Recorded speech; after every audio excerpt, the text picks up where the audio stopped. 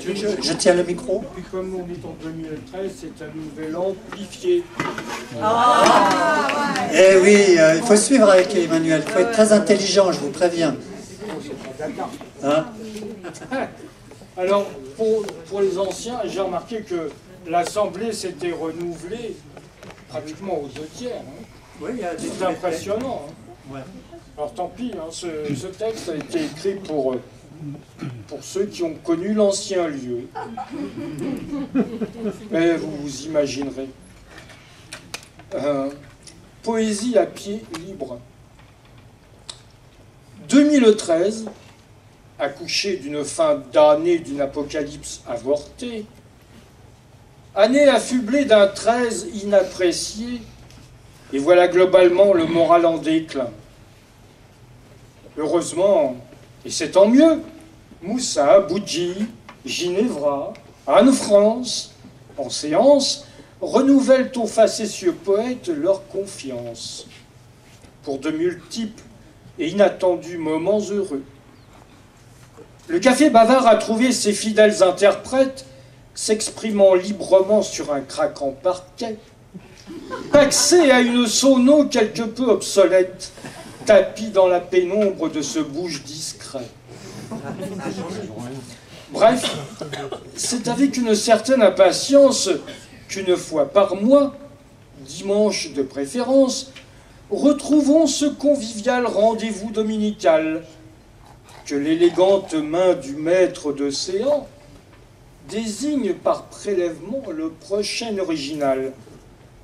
C'est qu'ils sont nombreux à vouloir faire jouir les oreilles de leur langue aux poétiques formules pour ensuite se repaître de bravos majuscules et regagner leur place à tâtons pour finir, une fois les papiers du magique chapeau sortis. Le jour va bientôt s'achever en débandade, que Manu finira par une cuillère de boutade. Qui pleure vendredi, dimanche, la qui rit. Bravo.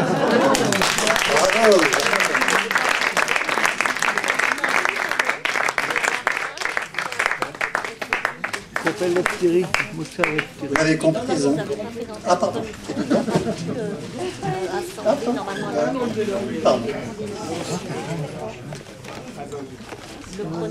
Alors j'ai plein de textes sur le rêve. Alors est-ce que je vais en choisir un romantique?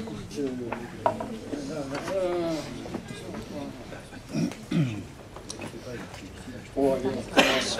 Ceux-là, ces nouveaux-là, ne connaissent pas. Dans ton sommeil, je vais en avoir des mots tout à l'heure, des courriers, etc. Dès que tu rêves dans ton sommeil, sous le voile de nuit bleuité, dans la corolle de ton oreille, j'aimerais pouvoir y glisser, avant que le jour n'apparaisse et sans chercher à te froisser, myriade de mots, de tendresse. Et puis, je te regarderai sourire aux anges de la nuit.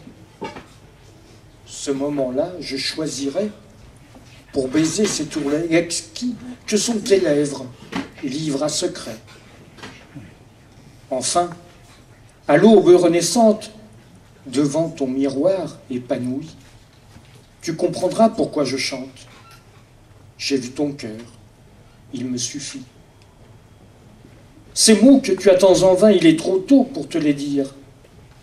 Mais ce secret n'en est plus un. Timide, je me sens devenir. Va, tant pis.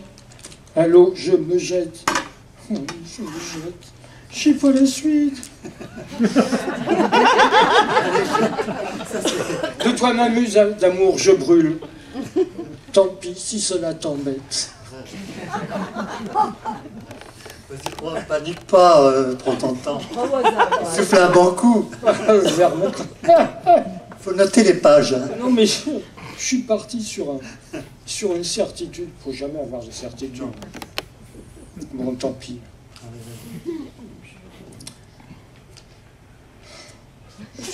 Je suis vraiment déçu. Ah bon.